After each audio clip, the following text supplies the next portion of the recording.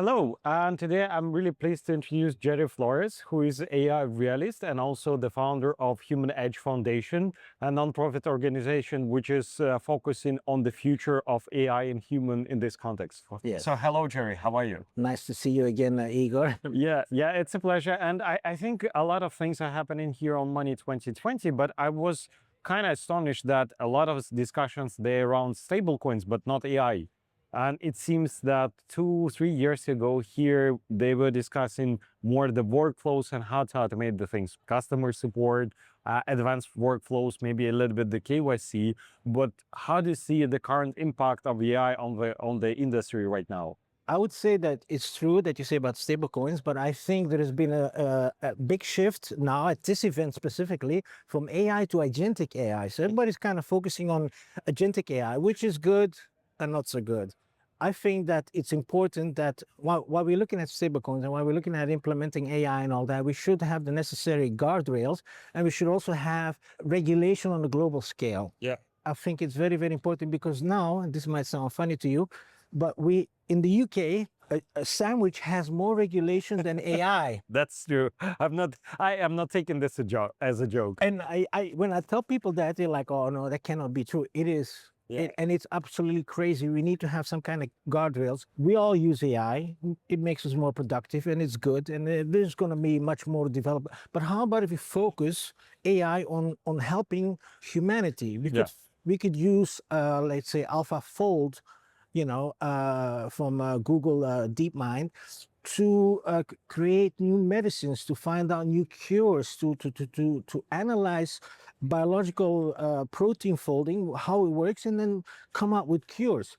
We could do nuclear fusion. A little effort, we're coming close to it. We could have nuclear fusion and solve all our problems in one go because we'd have free energy in abundance, Actually, OpenAI doing cold fusion because they need to power up AI with a really cheap energy. So they doing it, but not by using LLMs, but actually by investing a lot in the cold fusion in the United States. Yeah. And there are some commercial electrostations that are going to be launched soon in commercial scale. Yeah. So yeah. I think it's something that needs to be looked at because right now, like you said, there are companies that are doing fusion and even looking at modular nuclear plants and all that. Yeah. All great, but it takes time. Yeah. And they want to outrun the system. Let's first get the power up, leave people with electricity and drinking water instead of cooling the data centers down.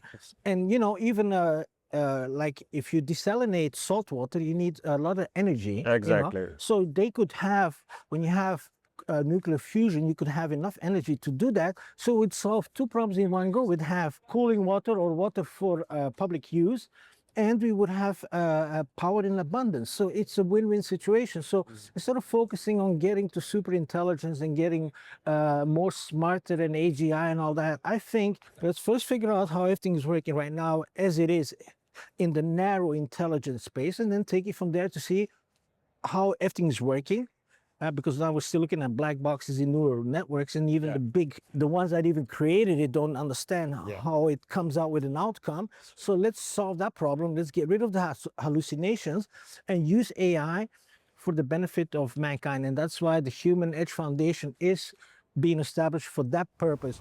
We're looking at the societal impact of AI. And I'm not against AI by any reason, but let's look at what it does to society, and more importantly, for our children. I'm a father and have two lovely children, a daughter and a son. They're both doing good, but I want them to have a future. And I think it's our responsibility to give our children a better future than we have. And the heritage, because we shouldn't leave them. And the language, and everything that makes us human. We shouldn't leave them with a problem that they have to solve because we didn't do something right. So that's a good point. And maybe to come back to your NGO, like what is the focus, what you're trying to achieve when you're investing basically your time and skills into that?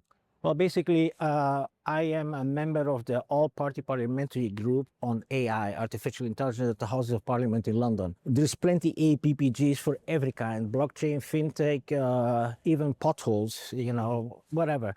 But the AI one is oversubscribed because we get to meet up, let's say, once a month, and we talk about what are the problems. And like the last time I was there, we were talking about how AI companions are influencing people in a positive way, but also in a negative way.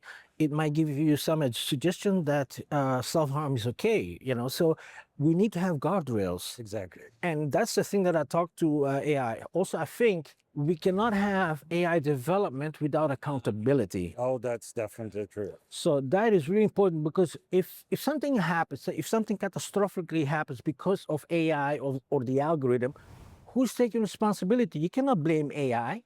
We have now in London, they're gonna launch way more robotaxis. They have insurance. Yeah. I mean, things can go horribly wrong if the tech fails. So why not have all the people be accountable for their algorithm, for the design of their AI models, and also they must be insured. So if something goes wrong, there is somebody accountable for all of this. And that, I think, is something that I would like to propose. We don't influence government, but we like to propose policies that would benefit us as humanity. And I believe, number one, keeping humans in the loop. Yeah. That's why we have the EU Act, which is keeping humans in the loop. And of course, to try to foster a culture where there's some kind of rule, regulations, and compliance, and that people are accountable for what they do, and that we can use AI for the benefit of humans. So human first AI is what I believe in. I think it's quite detailed and quite, I think, even inspiring answer, because that's definitely the work that should be done. Yes. And I think we need to put guardrails and the processes around how we develop an AI first, before, I don't know, doing the futurism and discussing how it will do a lot of stuff. Let's make sure that it's not spoil anything today. Yes, yes.